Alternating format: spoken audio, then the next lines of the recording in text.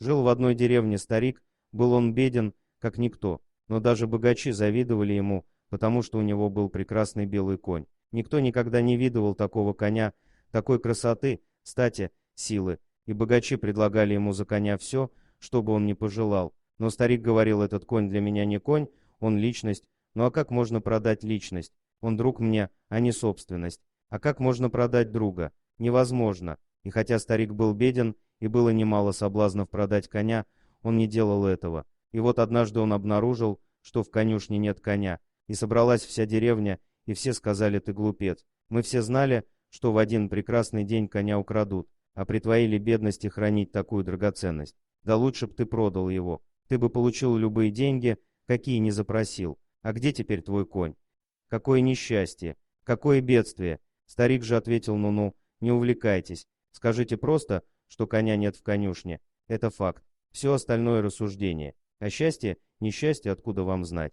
Как можете вы судить? Люди спорили не дури нас. Мы, конечно, не великие философы. Но совершенно очевидно, что сокровище потеряно, а это большое несчастье. Но старик проговорил: вы как хотите, а я буду придерживаться того факта, что стойло пусто и коня нет. Другого же я ничего не знаю, счастье это или несчастье, потому что это всего лишь маленький эпизод. И кто знает, что за этим последует. Люди смеялись. Они решили, что старик от горя просто рехнулся, а через 15 дней ночью конь неожиданно вернулся. Он не был украден, он ночью сбежал в лес. Но вернулся он не один, а привел с собой дюжину диких лошадей. И снова собрались люди и сказали: да, старик, ты был прав, это мы были неправы. Да, это не было несчастьем, это оказалось благодатью. Мы просим извинить нас. На это старик ответил опять: вы слишком далеко заходите. Но вернулся конь, но лошадей привел, так что ж, не судите. Счастье, несчастье, кто знает. И это лишь маленький эпизод.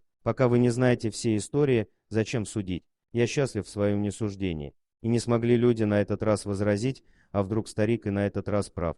Итак, на этот раз они хранили молчание, хотя в глубине души прекрасно понимали, что он не прав. Это же, конечно, сказочное счастье 12 коней пришли за конем. Да только захотеть, и все они превратятся в немыслимое богатство. У старика был молодой и единственный сын. Он начал обижать диких лошадей, и не прошло и недели, как он упал с лошади и сломал себе ногу. И снова собрались люди и начали рассуждать: да, старик, ты снова оказался прав. Это не благодать, это несчастье. Единственный сын, и ногу сломал, хоть одна была опора в старости тебе. А теперь ты же еще больше обеднеешь. Но старик сказал: вы одержимы рассуждениями. Зачем вы так торопитесь? Скажите просто, что сын сломал ногу. Счастье, несчастье, кто знает. Снова лишь эпизод, а большего вам не дано. Жизнь фрагментарна, а судить можно только о целом. И так случилось, что спустя всего лишь несколько недель на страну напал враг, началась война, и все молодые люди деревни были призваны в армию.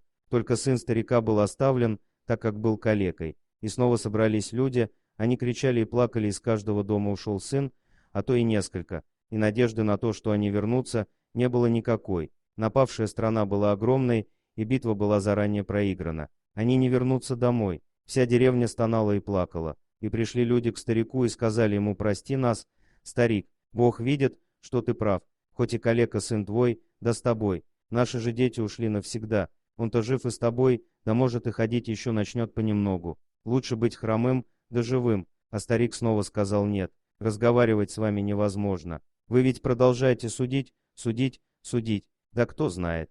Вы можете только сказать, что ваши дети насильно забраны в армию, а мой сын остался со мной. Но никто не знает, благословение это или несчастье. И никто никогда не в состоянии будет узнать это. Один Бог ведает. Дорогие друзья, если вам понравилось видео, поставьте лайк, а также подписывайтесь на канал, где найдете еще много интересного.